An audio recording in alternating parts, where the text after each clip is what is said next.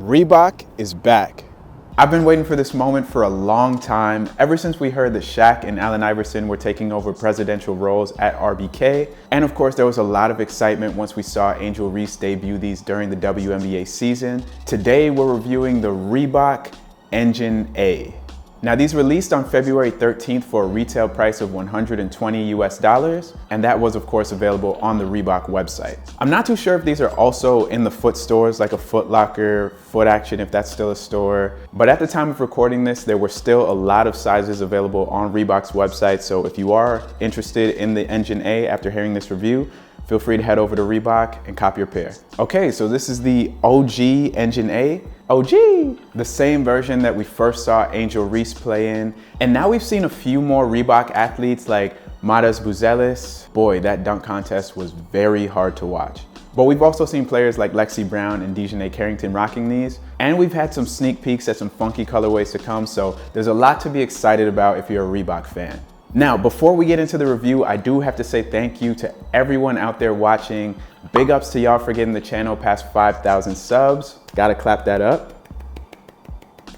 But if you're new here, go ahead, subscribe to the channel, leave a like, and let me know how your day is going. I care, for real. Now, with no further ado, let's check out the Reebok Engine A. They came in this red box, not as fancy as some of the other privileged creators out there, but one day. But yeah, just a regular red box. And it has a lot of Reebok branding on there. Everywhere you look, it will let you know that it is from Reebok.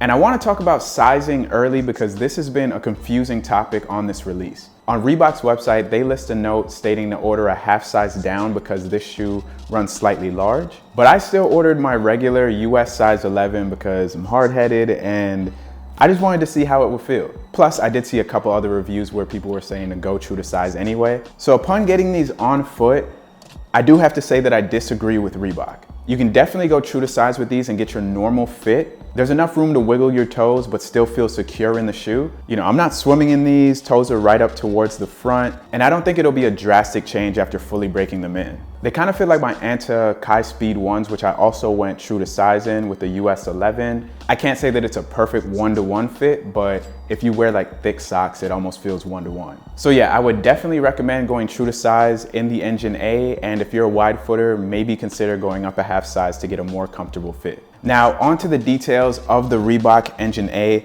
The first thing that catches your eye is this silver molded synthetic exoskeleton. I wish I didn't have to, but I am about to hate on the exoskeleton just slightly. But first, let me go ahead and give credit to Reebok. Chef's kiss on this colorway. It gives a futuristic look that can go with almost every uniform. And as I say that it looks futuristic, I'm also thinking that it reminds me of like an old school Volvo. But the synthetic material is covering a lot of ground on the upper, and to be honest, it feels a bit cheap. You know, there's more of it on the medial side with additional Reebok branding, and my worry is just keeping it aesthetically pleasing. I know that on some shoes, it can peel, it can get scuff marks on it like my Curry 4s. So just overall worried about the durability of the upper on this shoe. Underneath that exoskeleton is a black mesh that you have here at the toe box.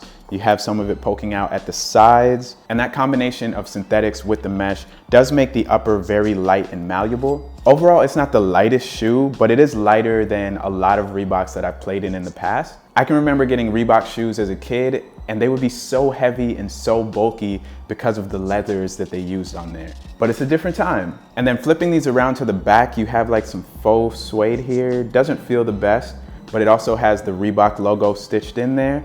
Now, sliding down to the midsole, this is where things get really interesting on this shoe. And Reebok, like I say, is really big on branding. So they're letting you know that this ERS technology or energy return system is making a return in this shoe. And they're pairing that with what Reebok is calling super float foam. I can't lie, this felt like a great support system to play in. They're super plush on foot. And honestly, no disrespect to Reebok, but I was pleasantly surprised at how bouncy the cushioning was. For them to be coming back into the basketball space, they're checking off the boxes of a shoe that looks good and feels good on foot. For me as a smaller player who's experienced a lot of injuries from attacking the rim, I love a shoe like this that has the cushioning, that really softens the blow. The cushioning in these definitely helps with the physical and mental hurdles of coming down from the rim. So yeah, kudos to Reebok on a very impressive bounce back to the basketball world from their last shoe. Was that like the Solution, I think? Anyway, they've used this ERS system in shoes throughout the years,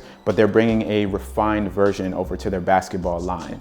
And maybe playing off of the name Engine A, just like a car, it has this little license plate right here at the heel where you can feel just how soft that nitrogen foam is. And then here on the lateral side, you have a cage that's kind of similar to what Nike does with Air Max, or even what Reebok did with the Questions and displaying the Hexalite, but they're not done there.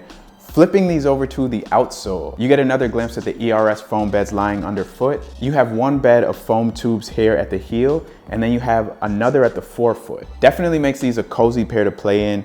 It's not like you're sinking into the foam, but when you have these on foot, you can definitely feel that bounce on impact. I suppose that's the energy being returned to you in the energy return system. And to go back to the color palette, I love this red contrasting with the monochrome colorway. I know some people don't like the colorway, but I think it's genius. One thing I would love to see with some of the future colorways for these is for Reebok to pay homage to their heyday, like the 80s and 90s, and really give us those funky neon lime green or like a light purple in there for those foam beds. I think those would look really cool in there. Now to focus on the traction.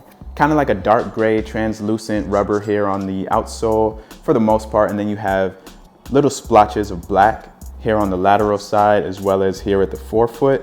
And of course you have Reebok spelled out there at the heel. I appreciate that it's a little bit sticky when you first dig your fingers into it. Whoa, decent squeak, but nothing to call home about. But I felt like I could plant and change directions really well in these. I wouldn't say these have the strongest bite. While I did feel really secure playing in them, I did notice little instances where I did slide, and that could be the court as well.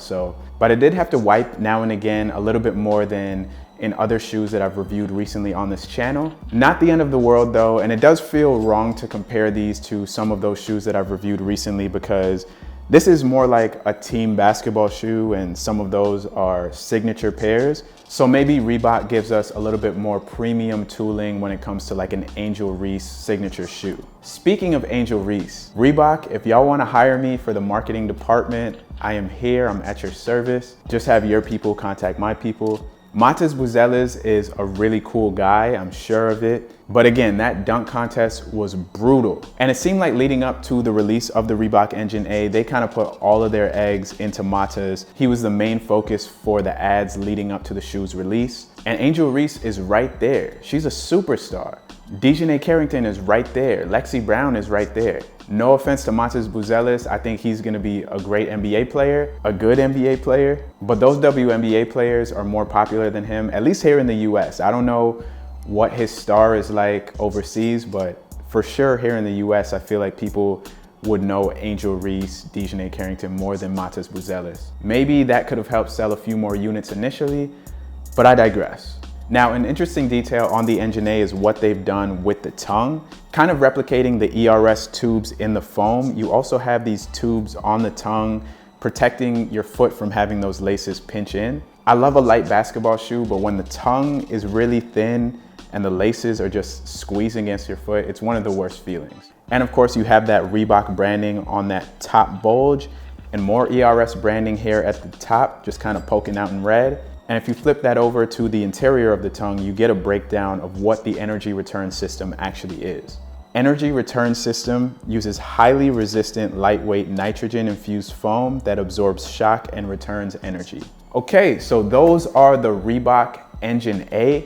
What do y'all think? W's in the chat for Reebok's return to the basketball world.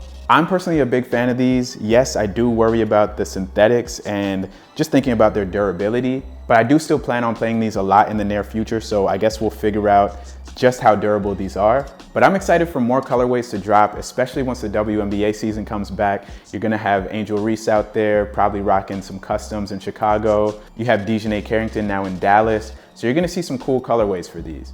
And maybe Reebok leans a little more heavily on those WNBA players once that season is back. But yeah, thank you for clicking on this video and spending all this time with me yapping about shoes. Let me know what y'all think of the Reebok Engine A down there in the comments. Did you cop? Are you planning to cop? What are your reservations? What do you not like about the shoes? Let me know all of that below in the comments. Remember to subscribe to the channel, leave a like, and if you made it to this point in the video, comment Reese's Pieces. Thanks again for tuning in, y'all. I'll catch you on the next one. Peace.